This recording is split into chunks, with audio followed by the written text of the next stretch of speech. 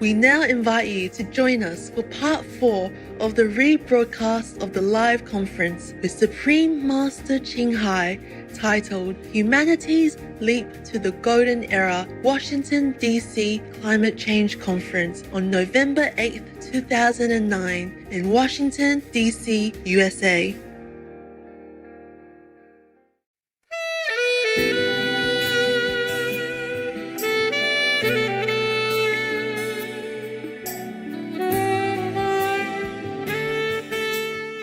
Our next speaker, Dr. Noam Moore, is a graduate from both Yale and Pennsylvania State Universities. He is currently an adjunct professor of physics at New York University's Polytechnic Institute. Dr. Moore will explain the importance of short-lived greenhouse gases. Please give a warm welcome to Dr. Noam Moore.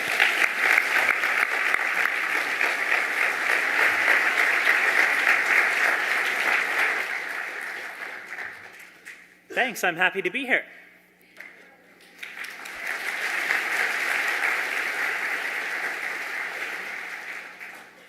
Global warming is one of the biggest environmental threats ever faced by humanity for the sheer scale of the problem.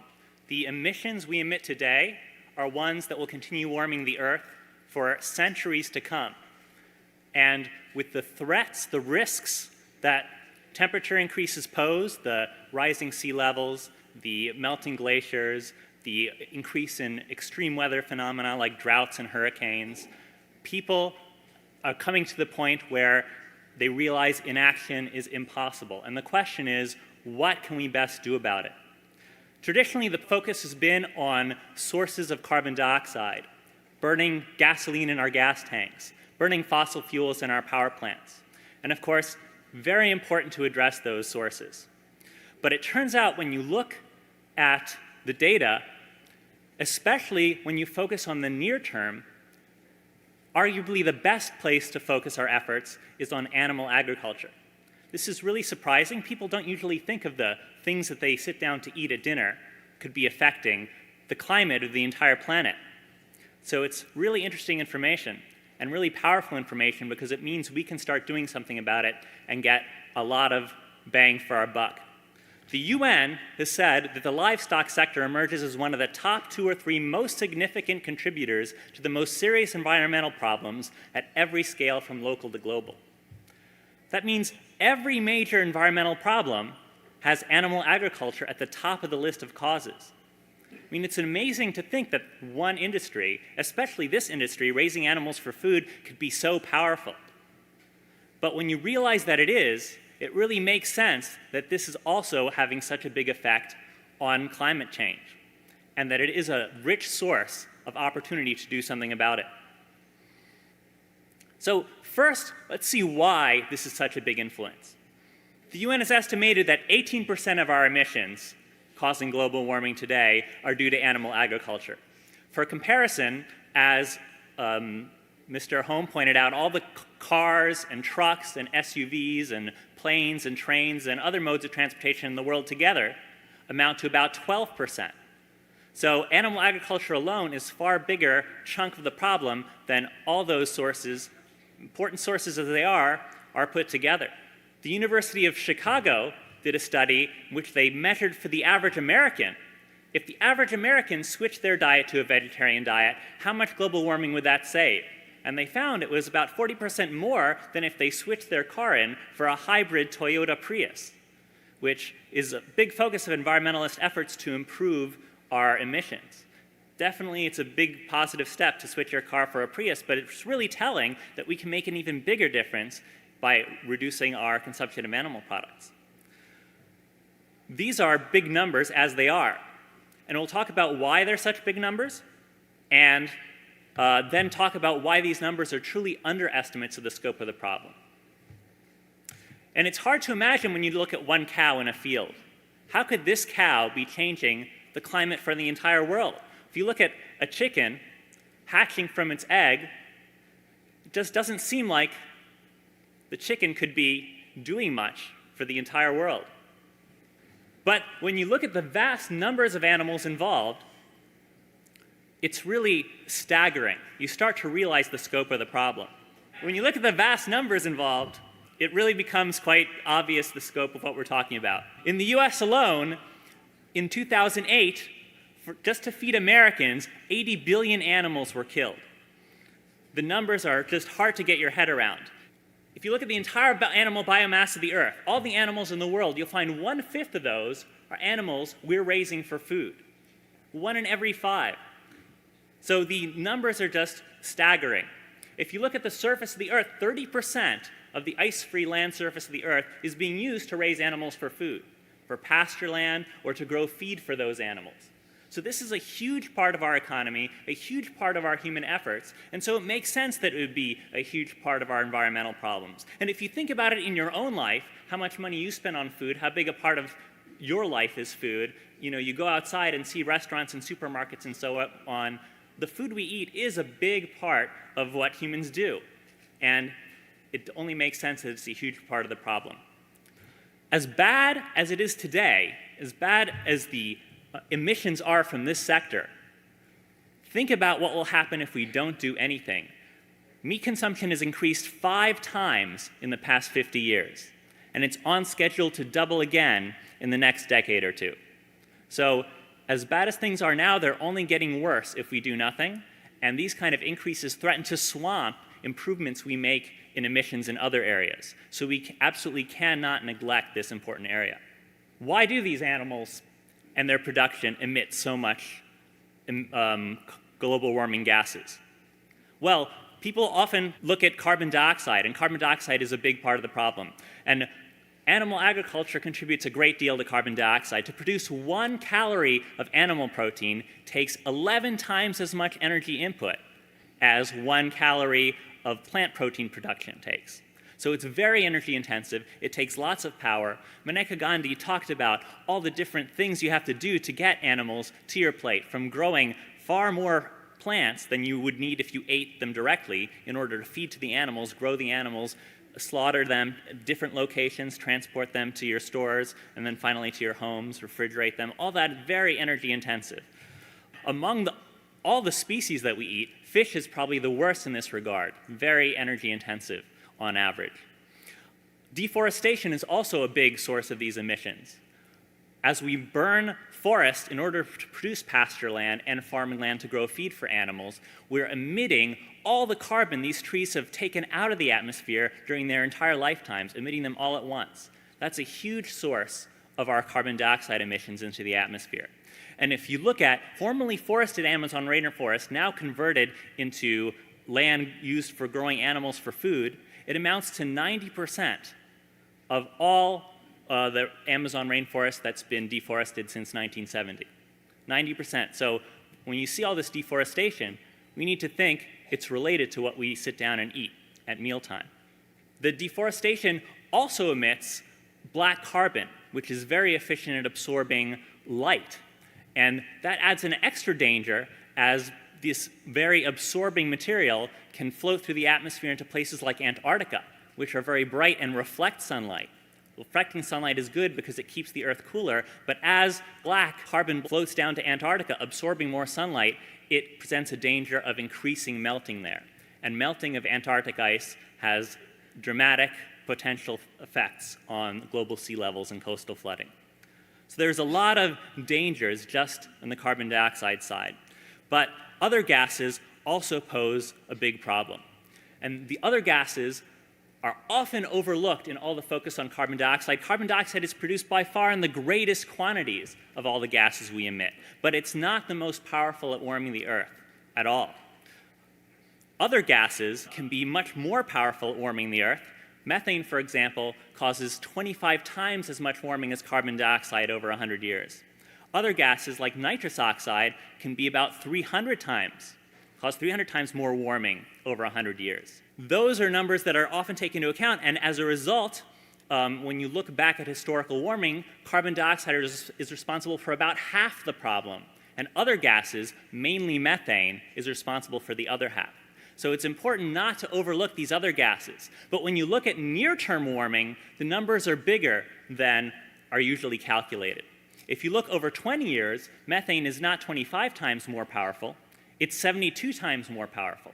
So all the numbers that are calculated by the UN, by the Chicago study, by lots of studies, which look at the standard of what happens over 100 years, are skewed when you look at the near-term effects. And in the near-term effects, sources of other gases, like sources of methane, have an outsized effect. And the number one source of methane worldwide is animal agriculture.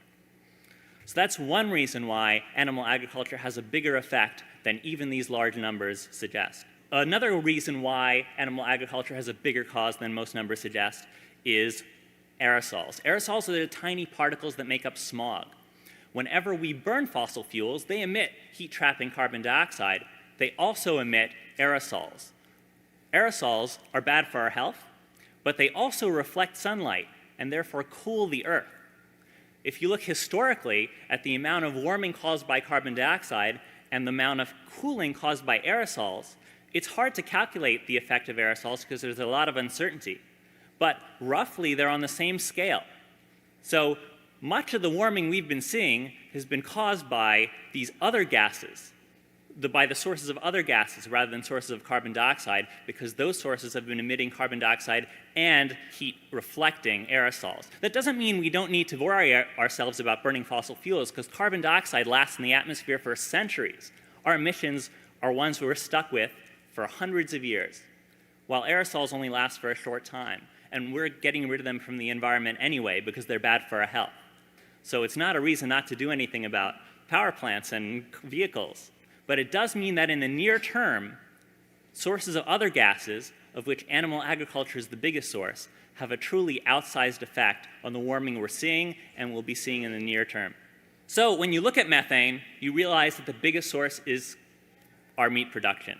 Produces about 100 million tons a year, most of it in the form of digestion. These animals can digest things that we can't eat, like grass, and they do it through a special process, through bacteria in their gut, that emit methane. So the huge numbers of animals we produce end up producing huge amounts of methane. The biggest culprit is dairy production. They produce more methane than any other source, but another source is the manure they produce, which tends to be kept in huge manure lagoons, acres and acres of cesspools, all emitting this methane. And when it comes to manure, pig production is the biggest culprit. They all produce methane. Right now, the air we're breathing has more than double the methane it did before industrialization. So the effect has been really big, and this methane is very powerful at trapping heat. So when you look overall, this is a very powerful message, because it means we can have a really big impact on the climate change problem, an impact that most people aren't aware they can have. It's very empowering. When you look at it, not only is the effect big, but if we try to address the problem through reductions in animal agriculture, we get benefits of quick turnaround. Even if we stopped selling cars that were inefficient and produced lots of carbon dioxide, it would still take years for the cars that are on the road to no longer be driven. And the turnaround time for power plants is much longer, while the turnaround time for farmed animals is really pretty short. Even the longest-lived farmed animals today generally live only up to 2 years. So changes we make today are quickly implemented. They also mean quick results. Carbon dioxide stays in the atmosphere for centuries. It's still very important to deal with carbon dioxide for that very reason, but methane is in the atmosphere for only about 12 years. So if we make reductions in methane sources, the biggest one being animal agriculture, we will quickly see changes in near-term effects. This is extremely important to remember the near term because we are approaching tipping points in the next few years which could cause irreversible changes. And anything we can do to slow the process of getting to that point is urgent. By addressing through animal agriculture, we can also increase sources of carbon sinks. Right now, 70% of the world's agricultural land is being used to raise animals for food. By having the opportunity to return some of that land to its natural state, we allow to grow the plants that were destroyed before that serve to pull carbon dioxide out of the atmosphere. Targeting animal agriculture is also a lot cheaper than other sources because it is easy for anyone to choose one source of food versus another source of food every time they sit down to dinner. It's a lot harder for a person to say, no, I want to switch from burning fossil fuels to solar or wind power. That takes an investment and longer-term plan. One study found that we could reduce the economic burden of reaching our climate targets by 80% if we focused on animal agriculture rather than traditional sources. Finally, it's really empowering to people who see this problem around the world and get frustrated when political leaders don't seem to be doing anything, and they feel helpless. People feel helpless. Knowing that what people eat every time they sit down to dinner makes a difference for the entire world means we can each make a difference. Every time we sit down to dinner, simply by switching your hamburger to a veggie burger, you can make a difference for the future of the planet, for the health of the planet. It's a message which people can take with them that's positive and which they can implement in their own lives.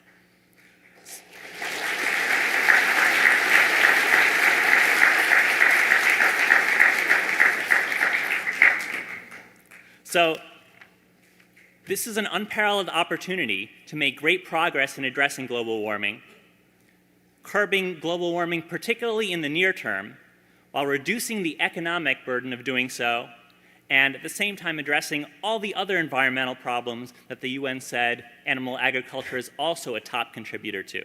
It's just great news to know that what's good for you, for your health, is also good for the planet.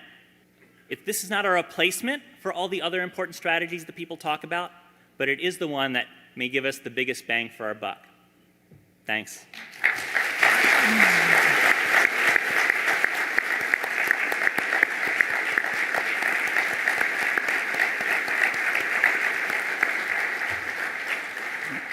Many thanks, Dr. Moore, for sharing your research on the sources and effects of increased atmospheric methane. There's new evidence that livestock raising may actually contribute much more to climate change than previously thought.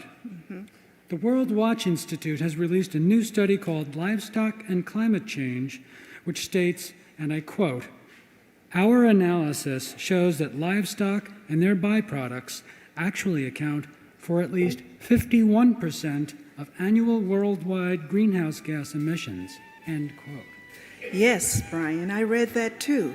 And the livestock industry not only contributes to climate change, it is also a root cause in many of our infectious diseases. Our next speaker will tell us more.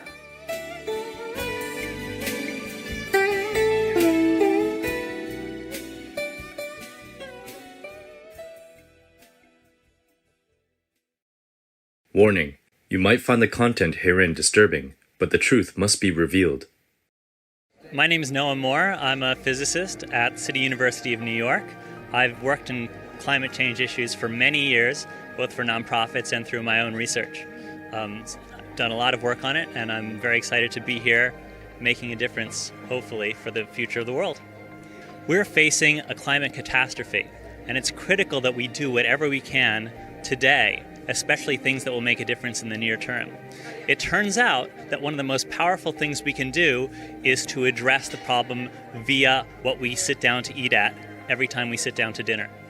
It turns out that the biggest bang for our buck we get in addressing climate change is by reducing or eliminating the animal products we eat.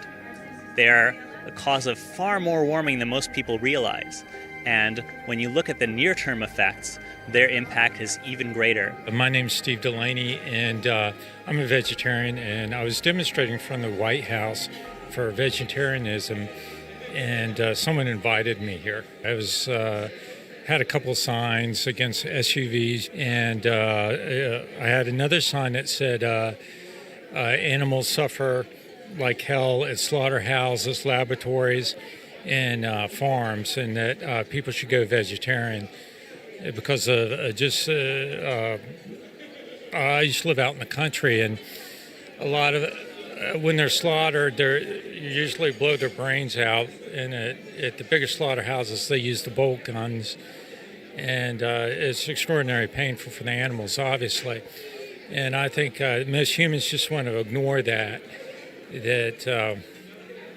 is as painful in animals as it is essentially in humans, and that animals are the most helpless members of our society, and that they suffer the most pain in human society as our domestic animals.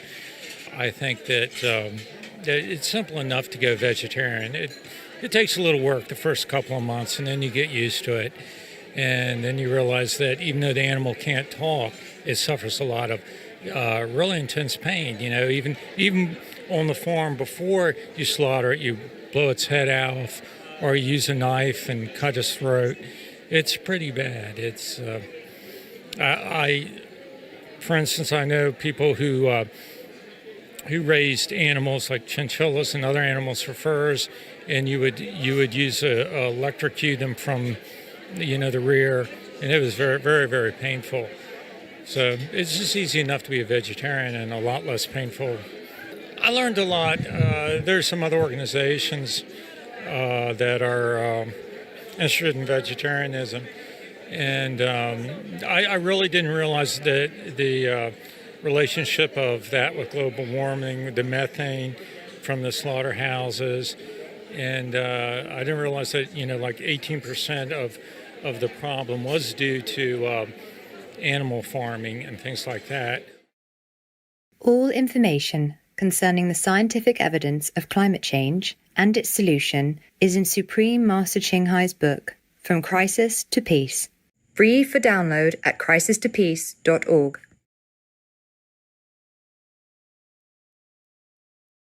Serene viewers, thank you for your presence today on Words of Wisdom